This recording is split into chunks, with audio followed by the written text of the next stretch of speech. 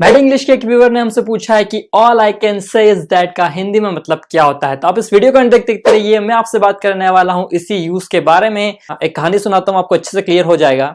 एक बच्चा होता है जिसने अभी अभी कार चलाना सीखी है और अपने पापा से जाता है चाबी मांगने के लिए कि पापा मुझे चाबी दीजिए, मुझे मैकडोनल्ड्स जाना है।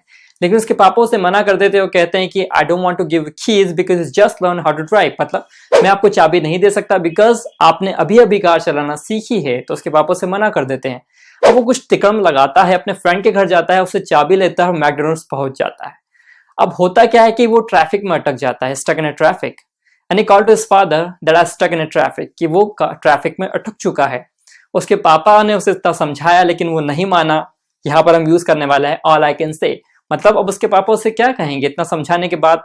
अब वो एंग्रीली क्या कहेंगे? All I can say is that take a help from someone. मतलब आप किसी से हेल्प ले लीजिए, ये उसके पापा उसे कहेंगे। मतलब उसे इतना समझाया गया लेकिन उसने बात नहीं मानी। यही कॉन्टेक्स्ट मैंने आपको सबसे पहले बताया था, इसीलिए मैंने आपको स्टोरी सुनाई ताकि आपको क्लियर हो जाए। तो यहाँ पर उसके पापा उसे एंग्रीली कहेंगे all I can say is that take a help from someone. मतलब किसी से आप मदद ले लें। अगला सेंटेंस है मैं बस इतना कह सकता हूं कि उसके इरादे ठीक नहीं हैं। All I can say is that his intentions are not good.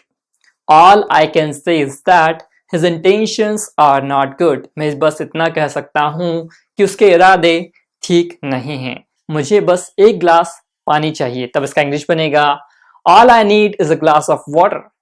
All I need is a glass of water. इस तरह से आप यूज कर सकते हैं All I need का। मैं बस इतना चाहता हूं कि घर जाऊं, अपने बच्चों के साथ थोड़ी देर खेलूं, थोड़ी टीवी देखूं और सो जाऊं। मैं बस इतना चाहता हूं कि घर जाऊं, अपने बच्चों के साथ थोड़ी देर खेलूं, थोड़ी टीवी देखूं और सो जाऊं। ये सेंटेंस आप हमेशा कहते होंगे। तो इसका इंग्लिश बनेगा all I want is to go to home, play with my kids for some time, watch some TV and go to the bed. तुम्हें बस इतना करना है कि उसे मेरे पास भेज दो। तुम्हें बस इतना करना है कि उसे मेरे पास भेज दो। तब इसका इंग्लिश बनेगा all you have to do is send him to me. All you have to do is send him to me. मतलब उसे मेरे पास भेज दो। तुम्हें सिर्फ इतना करना है कि उसे मेरे पास भेज दो।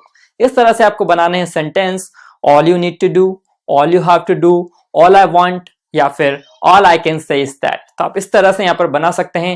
यहाँ पर सारे कॉन्टेक्स्ट मैंने आपको क्लियर कर दिए हैं। तो अगर कोई भी डाउट है तो मुझसे कमेंट में जरूर पूछिएगा।